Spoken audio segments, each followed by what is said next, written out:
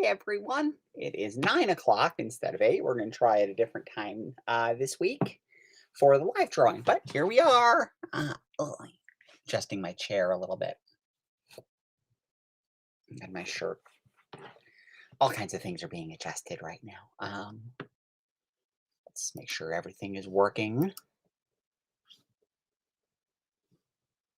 Aha, it appears to be working. Make sure everything is working. Ta-da! Okay, it looks like we have a live stream going. Welcome to the video. As with the last few weeks, I'm trying new things. I'm trying to see things. Tuesday is definitely my go-to day for these. It's the day that I've kind of earmarked to work on, say, finding D strips or anything that I kind of feel like drawing that's not related to another project. So Tuesday is definitely my day for this. So wanted to try a different time. Some folks have been saying that um, I was doing them at 8, and they're like, "I was just getting in as you were finished," or, "I didn't make it in time by just a few minutes." So I was like, "Well, let me try doing about maybe an hour later, give people in, Central and the West Coast, and different time zones an easier shot at it," stuff like that. And then, of course, it always repeats on YouTube. It's now streaming here and on Twitter. There's a whole bunch of places I can restream, which is awesome. And hopefully these things will, keep working out okay. So, um, looks like Howard Bender's in the queue. We got a couple people watching. We're getting ready to get started with a new video here. Scott, Eos Weldon, hello. I'm going to try to get back into something that I had planned on doing in the earliest videos, which is see the videos when they replay, you can't see the comments on the side. So I'm going to try to get back into the habit of reading comments aloud, so that people watching this after the fact have some clue of what's going on. Let's see, we've got Magnus von Braun saying, "Hey D, hello Magnus, how are you?" I can see the comments. So, as I say on all these videos, please, please, please, please, please chime in, ask questions, chit chat at random with me. It all makes these videos go so much smoother if I've got somebody to talk to in them and I'm not just narrating at random. So let's see, it's a couple minutes after 9. And I'm going to get started. I'm going to try to keep this one down to about an hour, so I may or may not actually get this one finished in the 1 hour line. But I want to try to keep it down to about an hour this time because I'm kind of sleepy.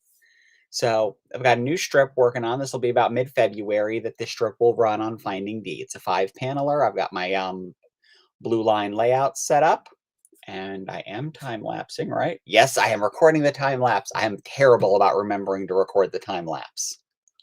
But I love having the little time-lapse videos. So I'm going to set myself up with an ink layer.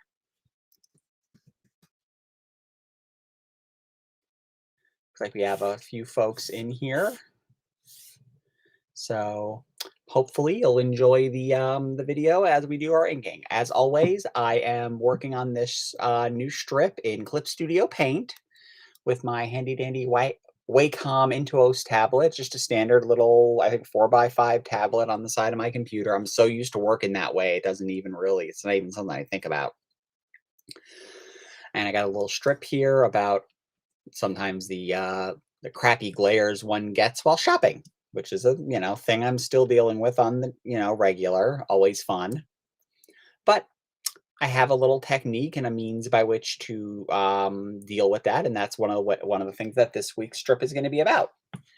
The new strips run every Wednesday at findingd.com or findingdcomic.com. And I'm going to get started here. Let's see, I've got my brush is set up. It's a 17-point nib. And the brush is actually called Lando Calbrushing. I know I go into this every week. For anyone who's been listening to these for a few weeks now, then none of this will sound new. But I like to repeat everything and keep it up to date. What I love about this is that I really get this wonderful thin, thick brush line with it that would take me forever to try to do with an actual physical brush on paper. And I want these to be fun and fast and something that I can just do. And so I don't feel like mucking around with it indefinitely. I could do these strips on paper with a brush. I mean, I used to do them on paper with a pen, but I never got the line quality that I really wanted. Um, and in what can usually take me about an hour and a half with Clip Studio, just works for me. It really, really works for me.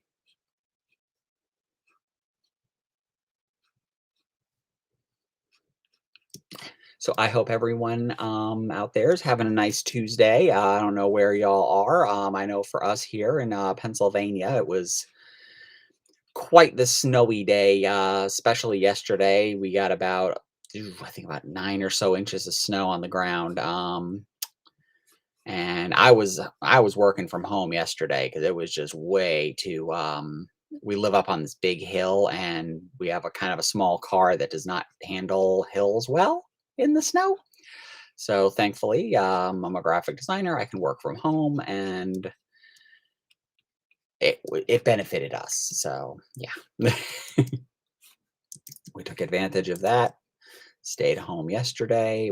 Both went into the office today because we both work for the same company, and it was a nice day, but a little sloshy on the roads.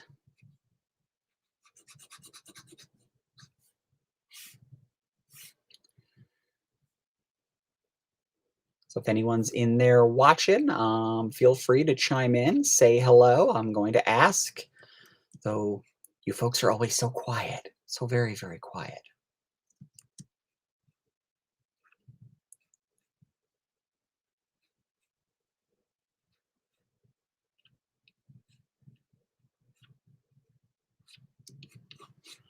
I promise I don't bite unless you're into that. In which case, I still don't bite. I'm taken. Bite her.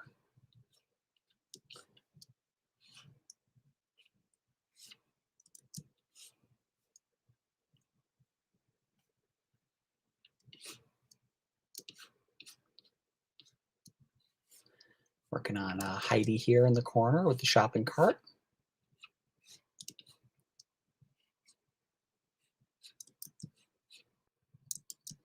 The way the characters have evolved in this strip is something that I find to be kind of visually interesting. I mean, it's based on Heidi and myself, but we don't really look like the we look enough like these versions that people have recognized us based on the cartoons, but we really don't look, realistic. Heidi doesn't have a pointy nose or anything like that. And yet people still recognize her from the strip. It's really this weird dynamic.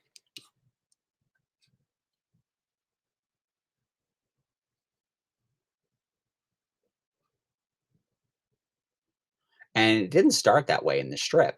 She's had kind of a straight nose initially, and kind of kept getting longer and more triangular as I worked until it eventually settled on kind of the broad cartoon version that we have now. And we both did. Like, if you look back at the earliest strips from, I think, 2017 when I first started working on it,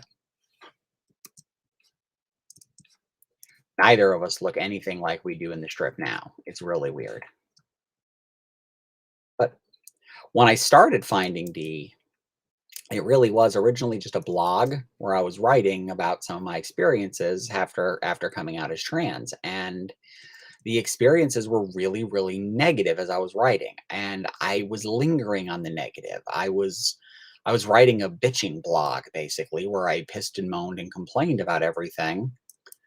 And while for some people that's cathartic and helpful, for me, I found that what I was doing was wallowing in the mindset in a way that was bad. It was detrimental to me. It was very not helping to be constantly kind of viewing everything through a very negative lens, even though there were negative things that were, happening. And actually, this is a prime example. This strip that I'm drawing right now is a prime example of the value that Finding D had for me as a comic. not a blog. Because when I decided to turn into a comic strip, it was after months and months and months of people being like, "Oh, you should do a comic about, being trans and all that." Oh, Gray Johnson is watching, says, "Hey D." Hello, Gray. How are you doing? Welcome to the video. Um, Getting started here on the first panel of a new Finding D strip. So here's the whole thing for everyone to see. And I was just going into the kind of the story behind it. Early on in the strip, before it was a strip, it was a blog. And that blog was about me going over kind of my day-to-day feelings after coming out as trans and some of the drama and some of the way that I would deal with some of the crappy scenarios that would happen. And the gag in this strip here is based around the kind of the still crappy glares that I get when I go to the store. People will just stop and stare at me, and sometimes it's that like that, huh, ooh, ha, ha, ha. And a lot of the times though, it's just people looking at you like they'd rather watch you die. Where you look at them and you just see that just pure vitriol at your existence, and it's so much fun. And a lot of people are like, you should tell those people off, you should get in their face, you should do this. Yeah, I'm trying to not be the victim of a hate crime. And so I try to mitigate the situation. I early on I ignored it. Early on I tried to pretend I wasn't getting stared at, and I tried to pretend that I didn't even see anybody staring at me. No, that didn't happen. I don't know what you're talking about. And that was not working for me. So I came up with instead just that whole kill them with kindness thing. So I'd smile, hello, and just wave to random strangers because they were giving me shit eye. And I found over time that being as polite as is humanly possible in that moment of being really overly gregarious did way more to shut down people being assholes than getting confrontational. Yeah, Gray Johnson, easier said than done. Yeah, really, very much so. So I found, it's a lot easier for somebody to tell me, get in someone's face. And for starters, I'm an introvert with a massive phobia against confrontation. So right out the gate, not gonna work for me. Quickest way to ensure D stops speaking, locks down, and forgets where she is until later is to force a confrontation onto her. So instead, I use I smile, I smile, I wave, I'm super friendly. And it puts people in a position where if they want to continue being an asshole, they've got to be very, very upfront about it. And most people I have found so far have, generally speaking, at least in the area that I live in Western Pennsylvania, and this is, I mean, this is every place that I've been since coming out. I find that when you have that smile, when you approach people like that, you don't get confrontation back because more often than not, people don't seem to want to look like assholes, and you make them look like assholes if you put it on them to make the next step as an asshole. That's what I've found anyway. Your mileage may vary. But it's my strip and it's about my life. And I'm sure somebody will criticize me on the blog or something, because somebody usually does, about how I go through my life. But such is life.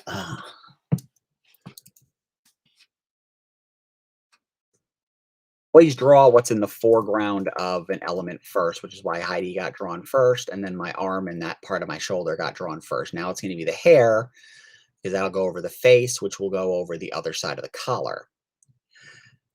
Let's see. Gray Johnson cases, they are really pussies. Possibly.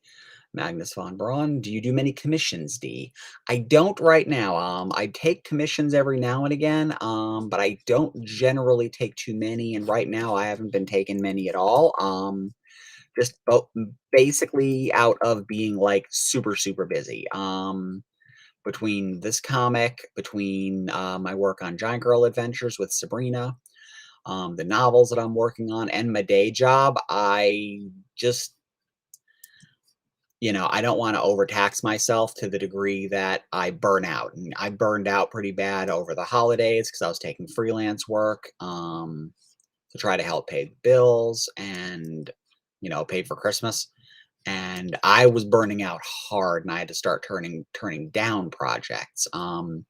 That said, my PM is always open if you have a commission request and it's something that I'm like, "Ooh, yeah, I could totally do that," and I could find a way to squeeze that. Because sometimes I'll squeeze things in if the idea is just so cool that I'm like, "Okay, I really wanna draw that." Um, I'm mostly working digital these days, so I do the occasional on paper commission, but I'm preferring working digitally and I just sending high res files because it just is so much easier for me, and I know people don't people want the physical print, and that's great, but that's a different price point as well. Um,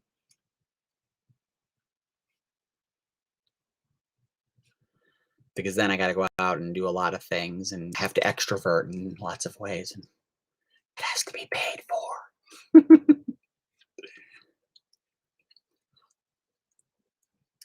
What were you thinking about, Magnus?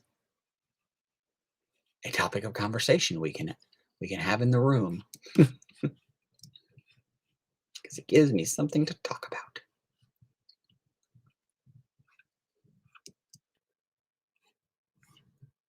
I always try to go really light when I do the frames of my glasses so that they don't really stand out too much. I'm not trying to do that Alvin Simon and Theodore thing where the glasses are the framing device for my eyes. They're just kind of there because I wear glasses, but I'm not trying to make them so obtrusive that that's what you see first and then the eyeballs are framed within them. I mean, they are obviously, otherwise they wouldn't be working as glasses.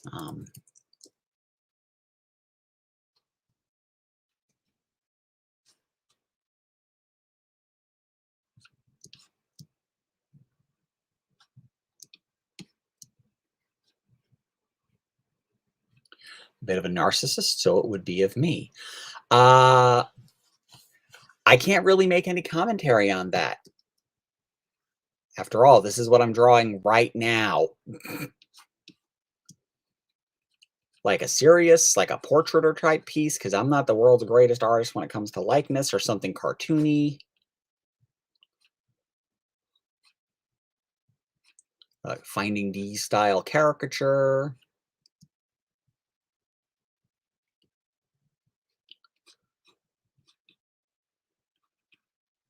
The specifics would dictate the ability to commit to a project like that and also help me with the budget as well.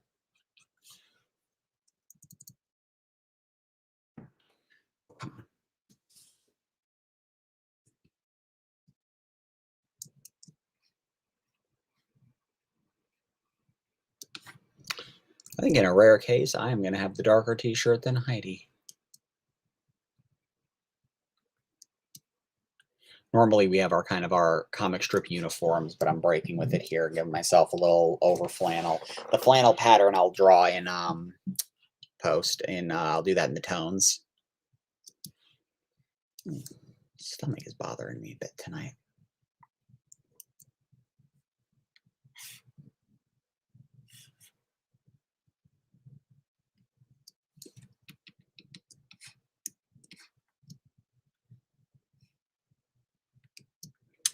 I like to do a nice holding line. This is something that I never did enough until Sabrina started kind of pushing me to do it a bit more on Giant Girl. It really makes the characters pop with that nice holding line. That little extra contour around the figures, they pop out. If they're in the foreground, they really stand out as being in the foreground. A lot of artists do that. Adam Hughes is kind of the master at it. A lot of cartoonists do it, and I found that, I started doing it in Giant Girl and the pages look so much better, and then I started paying more attention and stop being so lazy and doing it and Finding D, and you can't go back once you've made that step artistically because it looks so much nicer with that nice thicker outline around everything.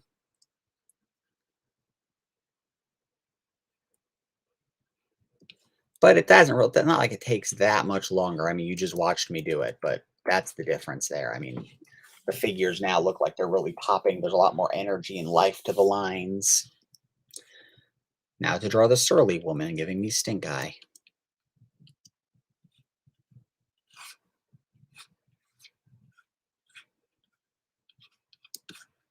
I will say 9 times out of 10 for me, it's other women that are giving me stink eye.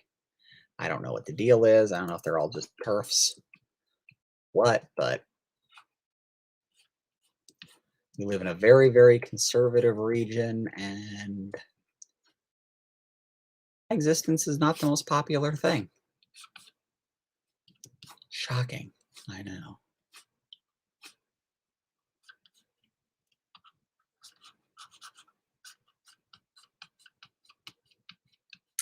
But, you know, Heidi and I, we don't hide much. We're out there all the time. We are eminently noticeable.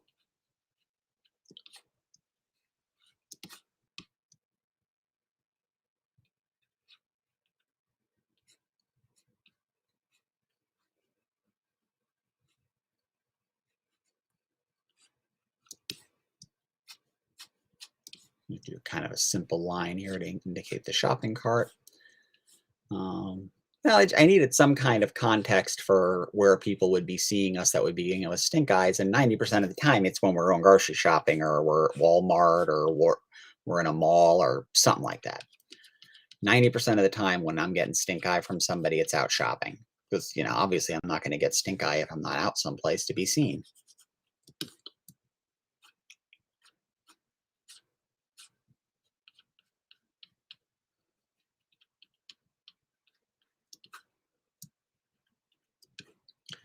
Just kind of keeping it simple with the line art of the cart here. Some background here, and I'll probably draw those after the fact.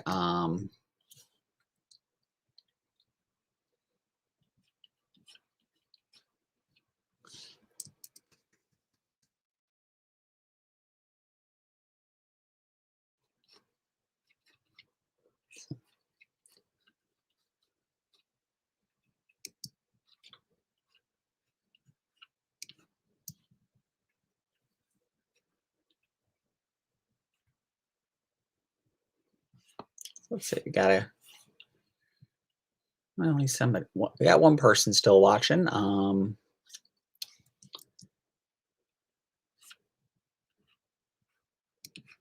It's like 9 o'clock may not be the best time for this, and I may need to revise that moving forward next week. And that's the thing. It's going to be a matter of trial and error until I figure out, you know, how people are going to want to watch these, or if people want to watch these. I've been doing them once a week for the last, I think, month or so, and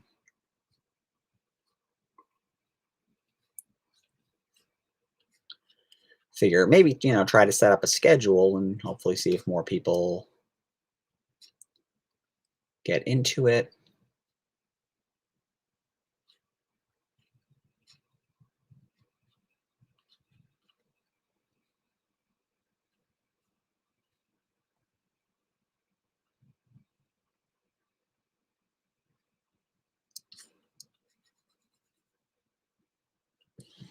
If 9 o'clock is not working, then I will readjust. Okay, so like I said, I'm going to do the background later when I'm done with the whole strip, because it'll be easier to comp it in and figure out how I want the background to fall in there properly. Especially since this angle shot repeats itself at the last panel, or the next to last panel. For a little bit of a holding line. A little bit more solidity around her. And she's an extra. She's not based on anyone in particular.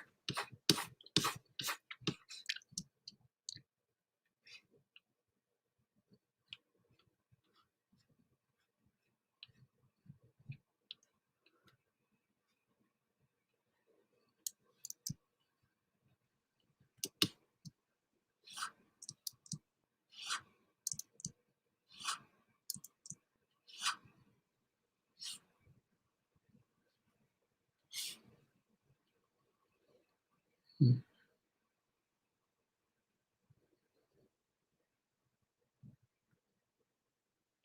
Wonder if this is. I'm gonna check something really quick. I'm trying to restream this on Twitter as well, and I want to see if I can see how that's happening and whether or not other people can see it. Looks like there was at least one viewer, but no comments. Okay, cool. Wanted to make sure if there were comments and extra viewers on an entirely different platform that I could see them. So, as always, drawing what's in the foreground most first. I work on this new Finding D strip. This should be running sometime in February. And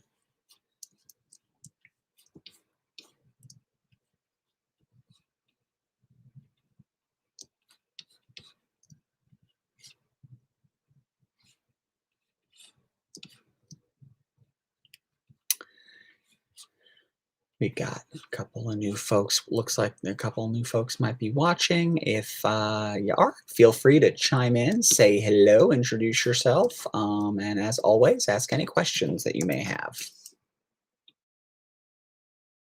Right? My biggest problem is at work. The people who knew me before seem to think it is their place to inform every new person coming in about me, and I'm pretty much stealth. Oh my, fuck that noise. Because of course people have to do that. That's not completely fucking inappropriate. I'm sorry, that really fucking sucks.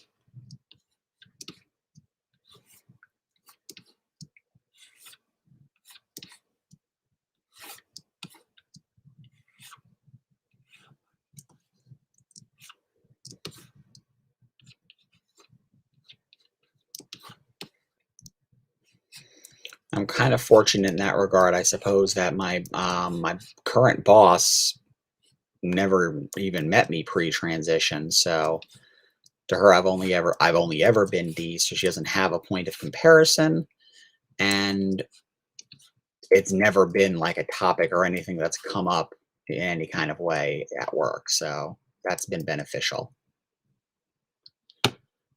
You're a coordinator, for fuck's sake. People need to get their heads coordinated back onto their fucking necks in a way that makes sense.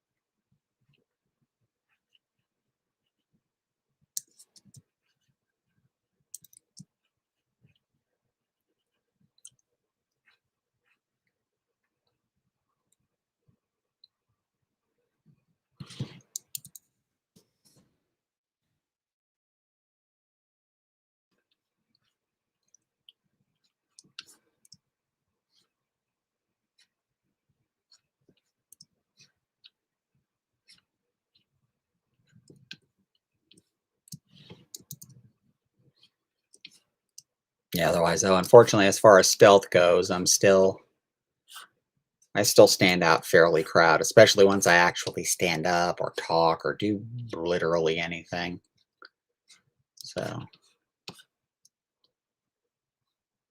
and whenever I complain about, I'm 6'2", there's always somebody who's going to mention like either a fictional character or like the Women's Basketball Association, and I'm just like, been out for a good number of years now, and I can tell you I can count on one hand the number of times I've encountered a cisgender woman in the wild who's as tall or taller than I am. So it's still an issue that I feel it always triggers my sense of dysmorphia and uncomfortability. If I could shave like half a foot off my height, I would. That's just that fat. That's just that one detail.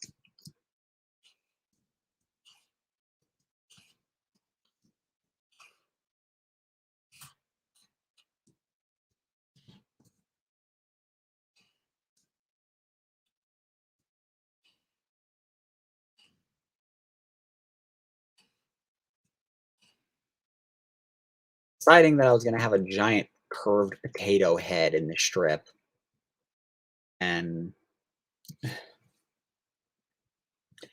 beard now, and the bitches will call me she or girl. Of course, because That's a fucking thing that sane people do.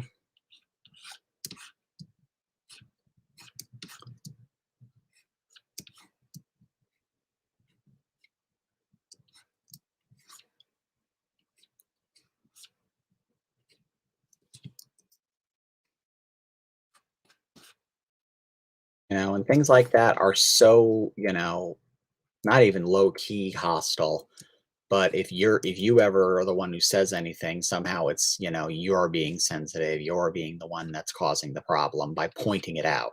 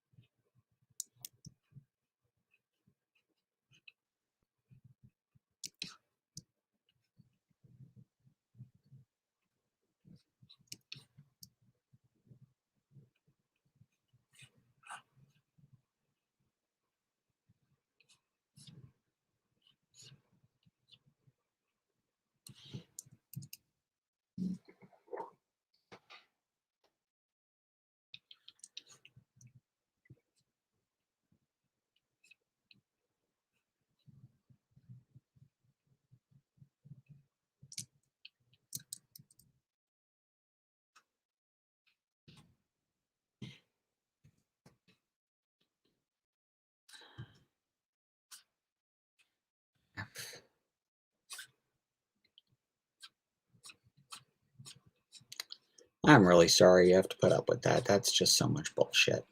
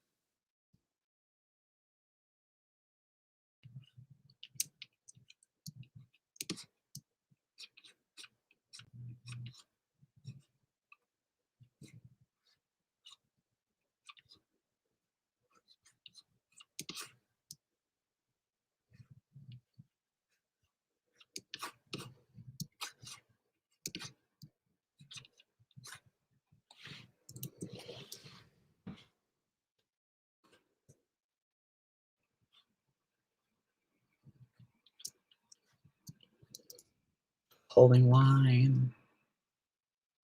There's literally no backgrounds in this panel. It still helps us pop over the as figures and makes the interior lines pop out better.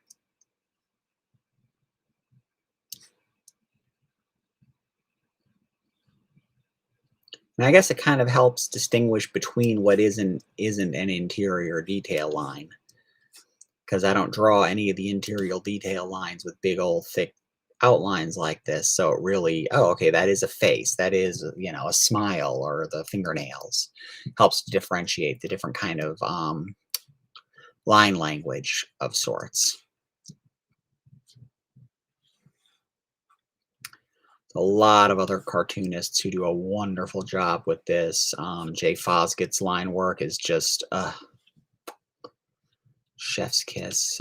Jeff Smith, obviously.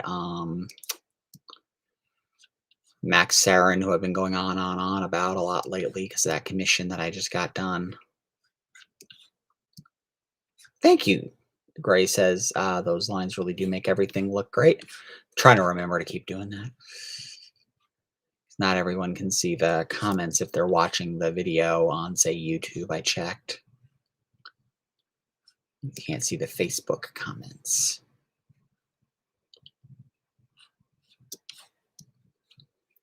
Yeah, I really do think the difference is night and day. It's a couple minutes extra per strip, which in the grand scheme of things is not really a big deal for the panel to look that much better with those nice big old chunky outlines. Like I think they look more like figures and less like a collection of lines. Save this real quick.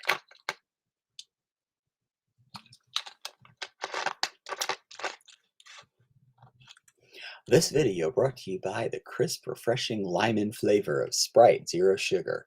Lyman. Remember Lyman? No, not John's roommate from the early days of Garfield, though he was named Lyman as well. Lyman, the artificial lemon lime fusion creation that they used to use as a promotional gimmick back in the day, back before everything was being promoted by its being natural. So there was anything natural about Sprite.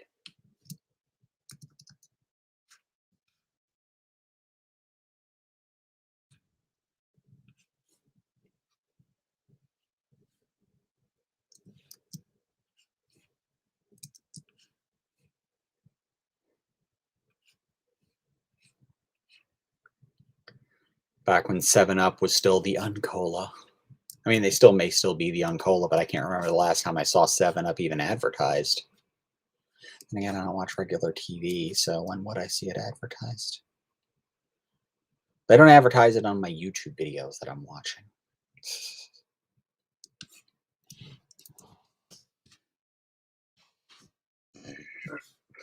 Pardon me. The Uncola is not the Ungassy, that's for sure. Bourbon.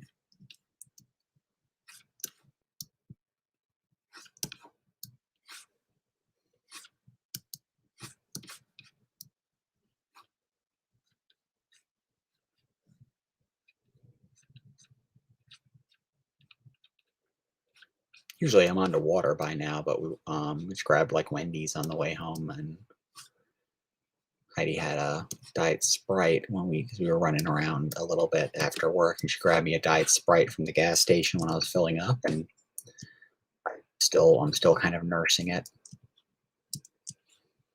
Should just switch to water by this time. But I mean, it doesn't have caffeine, so it's not going to keep me awake. And I'm one of those people that know I cannot keep drinking caffeine past a certain hour, or I have great fear of my insomnia. It's been gone since I've been on hormones properly, finally, but I was largely an insomniac for the first 45 years of my life. It's only the last 2 or 3 years that I've not been a massive insomniac, and it was basically once I got on proper hormones, suddenly when I go to bed, I can go to sleep within an hour. It used to take 3 or 4 hours to go to sleep with heavy medication. Now I don't even have to take anything. I can just go lay down and then be asleep after about an hour. That's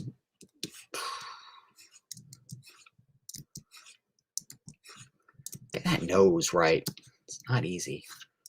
And again, I don't really think I've got like a big old huge nose, but that curled shape, just much like with the face, it reads. I don't consider it caricature with the strip so much as more of like a cartooniture.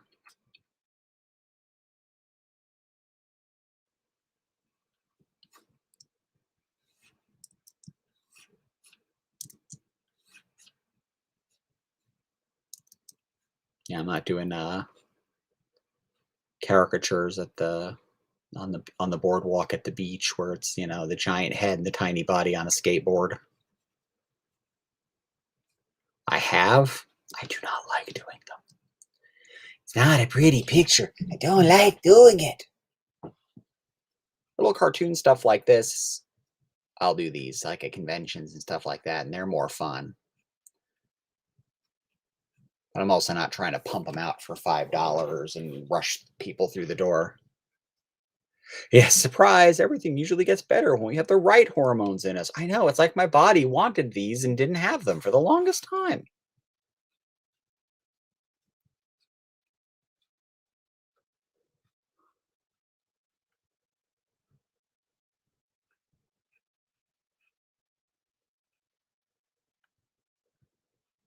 compete like it's my job now, which is a pain in the butt, but I'll take it. That's the small price to pay for finally not being an insomniac. Had to change my medication after I was in the hospital for back in July, and they took me off the one med I was on, and a few months later ended up changing it, but only after I had a fairly decent panic attack because without the higher level of hormones that I'd been on, the insomnia started coming back. Woo! I didn't handle that well. I did not handle that well at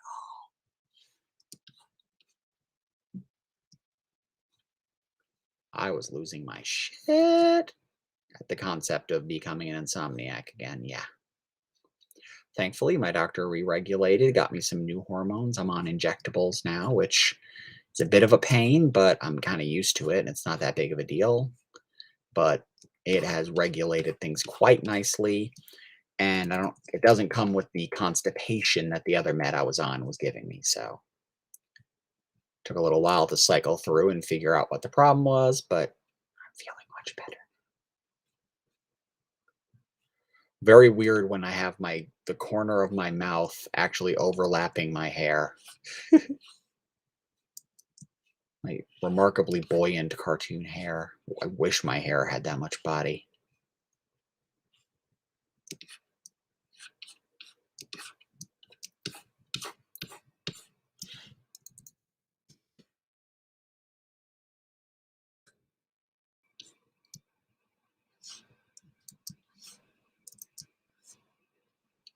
It's always a little tricky in some of these strips where it's kind of just headshots to figure out what to do with our hands, because I don't want them just kind of hanging there. I want them to have a little bit of animation to them. So it's a matter of, like, thinking about the kind of things Heidi and I actually do with our hands and seeing whether or not that's applicable, or just what helps to sell the emotion of the dialogue or the punchline. Originally, I had Heidi's hand up and kind of like she was like gesturing, and I chose to nix that and switch it out for something else. And mostly because I knew I wanted my hands in that area. So let's see.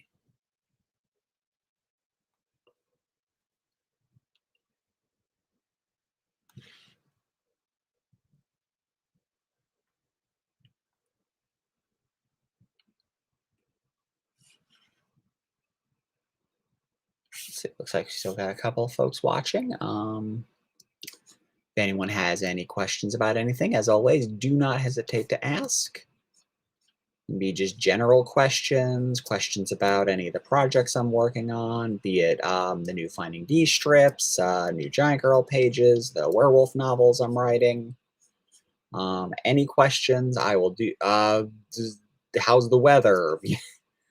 Anything like that, I will do my best to answer. Hi, Brian Rodman. Brian says, I love your style, D. Thank you very much. I really, really appreciate it.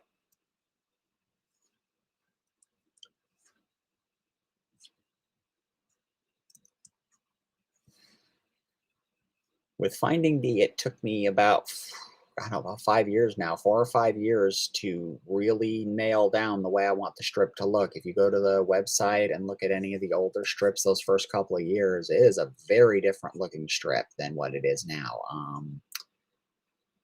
And I was saying this kind of going into it earlier, but part of the reason for that is that it was never began as like I didn't plan out Finding D as a strip.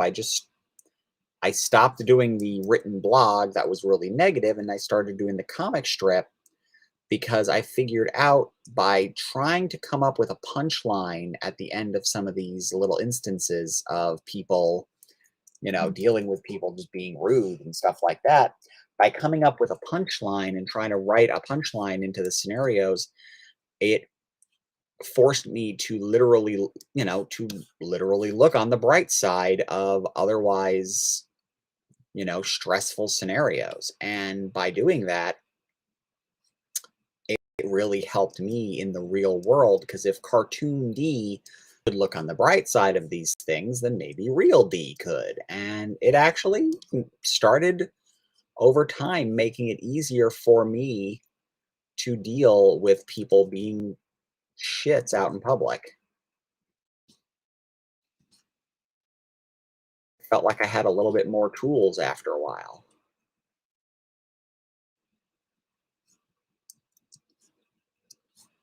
My toolbox was a little bit more full for assholery.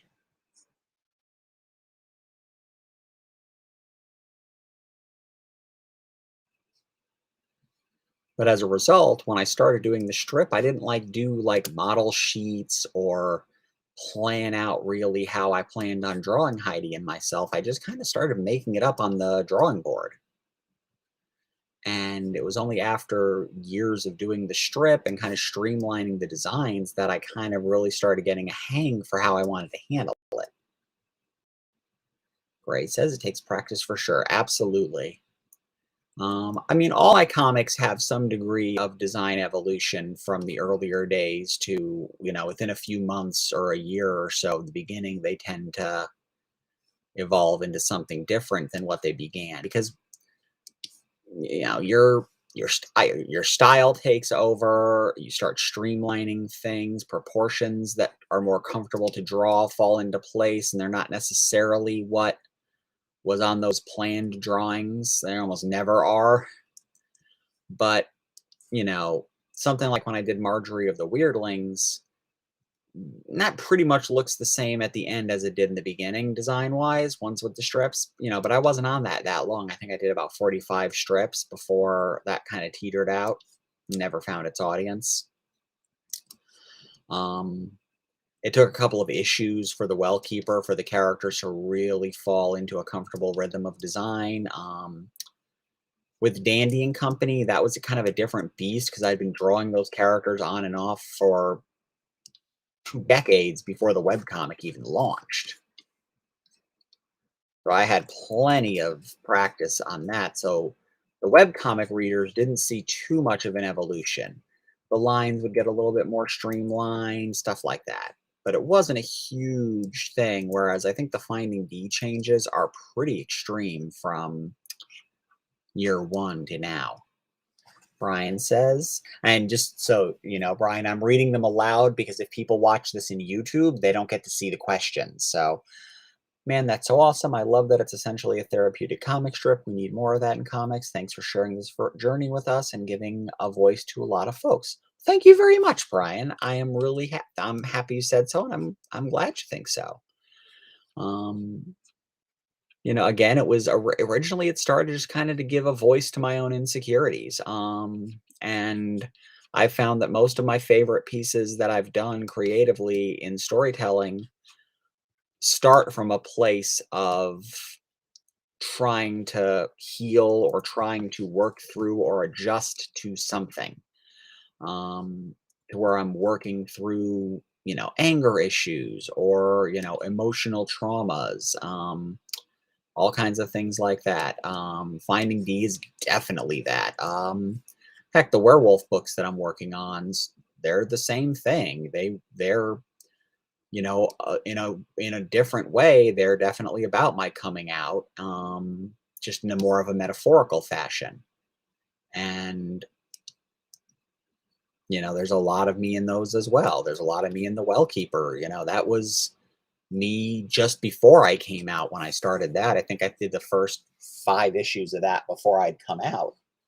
And so you can actually see a lot of the early mental development of that. Like you can see that even if you go back into my old Bandy and Company comic strips, because the character of Merryweather was very much an idealized idea of what I wanted to be. And the character of Audrey was very much who I kind of was. So both of them were kind of stand-ins for me, and Dandy was a stand-in at the time for, a lot of the aggression that I was feeling at having to, put on facades and be something that I wasn't, and that came out in the form of aggressive sarcasm. A lot of that is mellowed. Finding D has a very, very different humor-styled voice than anything else I've done before. It's probably the least caustic humor that I've ever done. The least acerbic and the least sarcastic.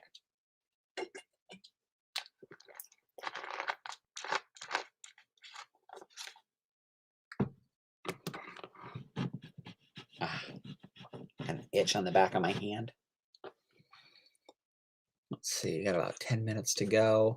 Again, I don't think I'm going to get all the way through with this one before an hour, and I'm going to try to cut this one off at about an hour. I am, however, because I'm not a fan of recreating wheels. I'm going to copy this shopping cart because I don't need to redraw this corner of it. The panel is exactly the same in the setup down here.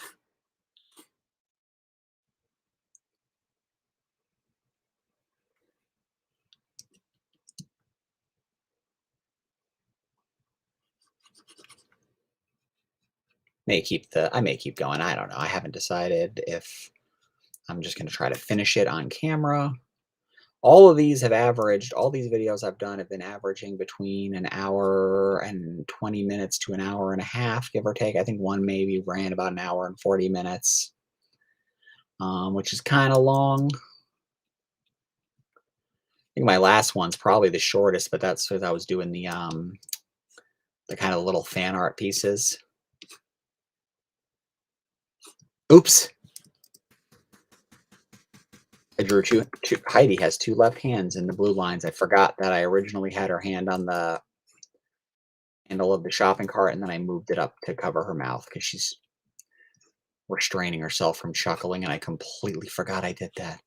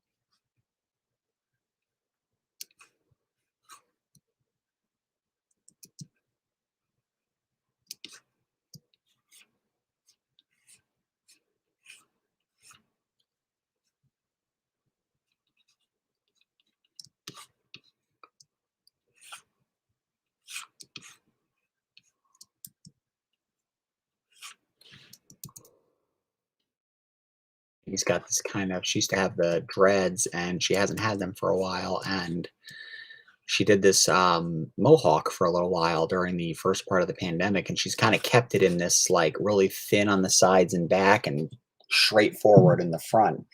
And I started kind of drawing it in this weird poof that's actually the same way I used to draw the main character's hair in my old comic strip, Dandy and Company. So I retired that comic strip, and Heidi stole Dandy's hair. It's very weird.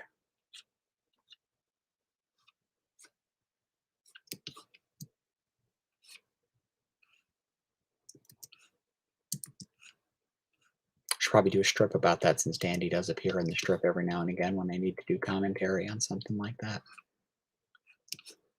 Dandy can be like, "You stole my hair." Heidi's booty. Or she has booty. And I'm jealous. She won't share. I checked. It's not how that works.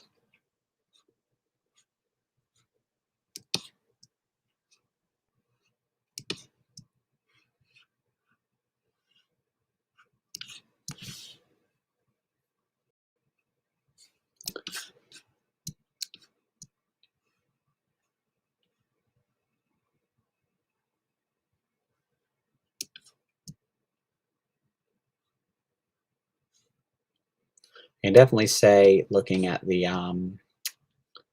that switching to 9 did not really help much with viewership. And if I do this next week, I'll probably go back to 8. But that's an if I do this next week. I'm not sure. My energy was a little low for this tonight, so it'll depend on how I'm feeling then.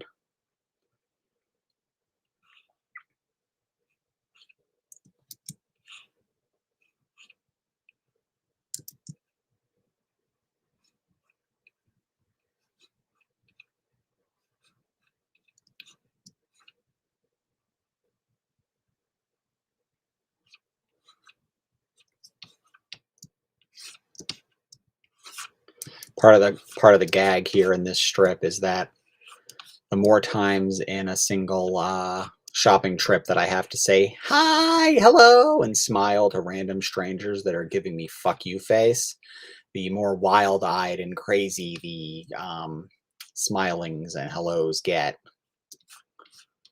So that's kind of a little bit of a punchline we're doing here with that, is that by this point, this is the the smiles have gotten insane. That's also a weird part, is that I do these videos and you get to see what the strips are gonna be like in a month, and you know what the punchlines are. A weird, weird balance that in order to do these videos, I have to give away the strip. Otherwise, I really don't have anything to talk about while I'm drawing it. And if you can't figure out what some of these are about while I'm drawing them, then I'm really not doing a great job as a cartoonist.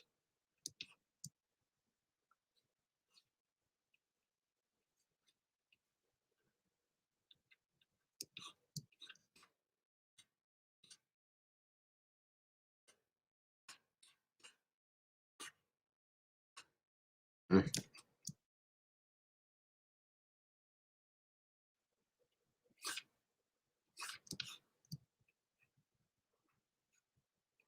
So if there's anyone who's watching who still has any questions, do not hesitate to ask. I will do my darndest to answer any of them.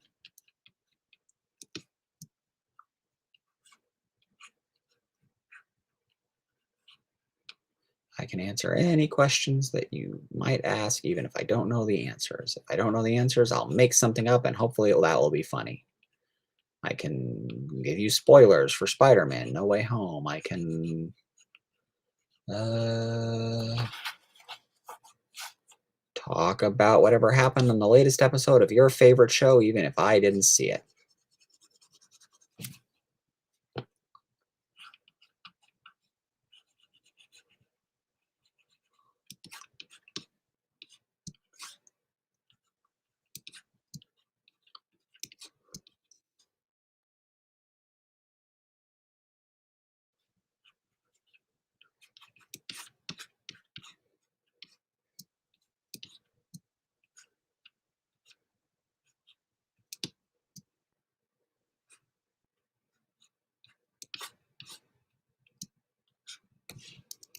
Did I? No, I didn't. I didn't fill my shirt in there. Derp, I knew I didn't miss something.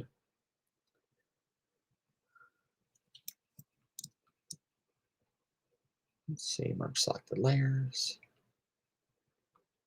Auto action 1. There we go.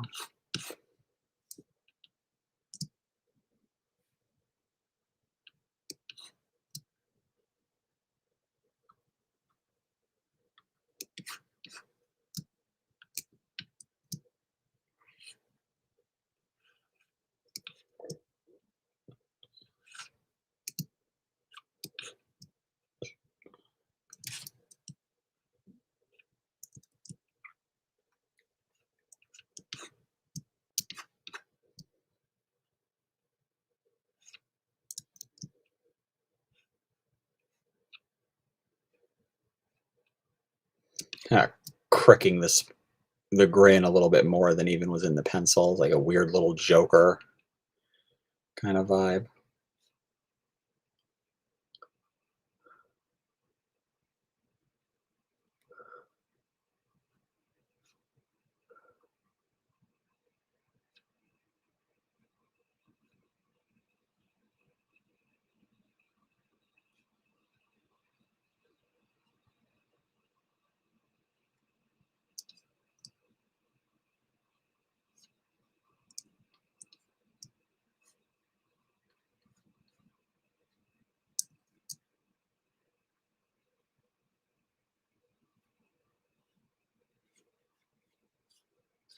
Playing up some of the shapes a little bit here.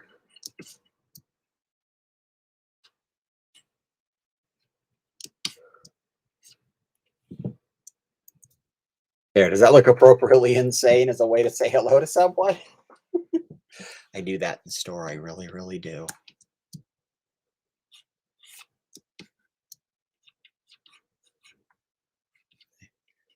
Hello!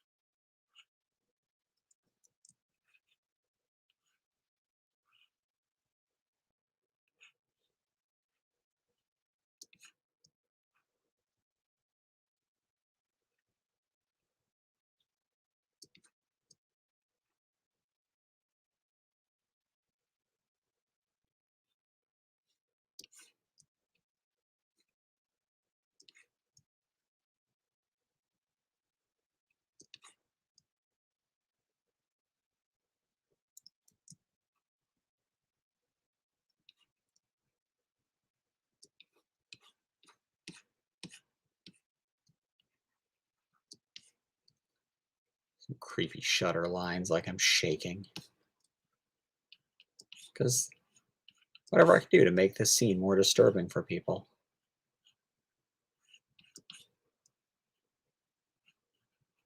Because as you know, of course, we all owe the world lockstep normalcy.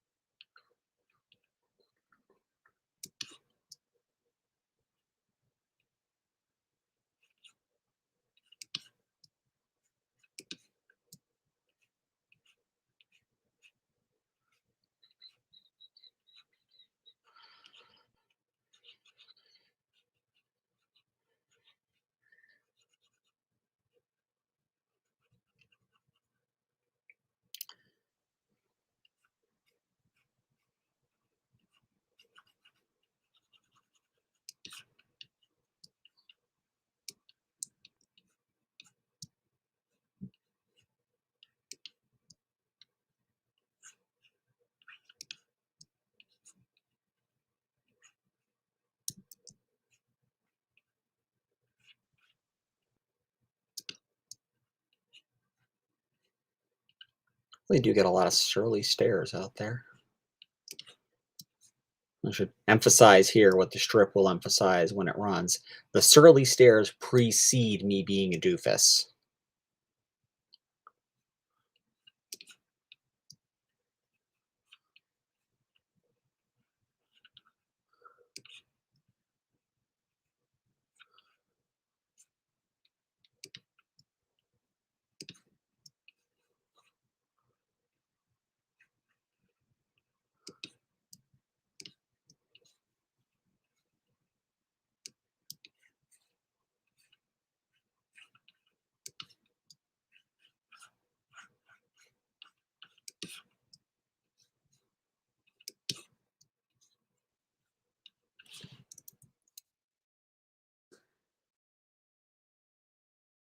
Another rando background character.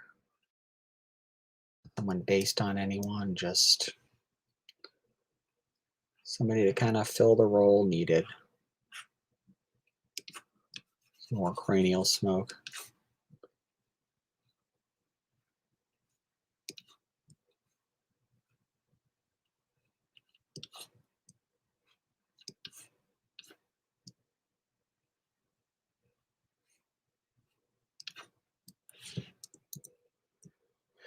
Okay, so we've hit an hour. I've got a panel left to go in the strip, but you know what? I am going to save that panel for when you get to actually see the finished strip. That way I'm not giving away the entirety of the strip.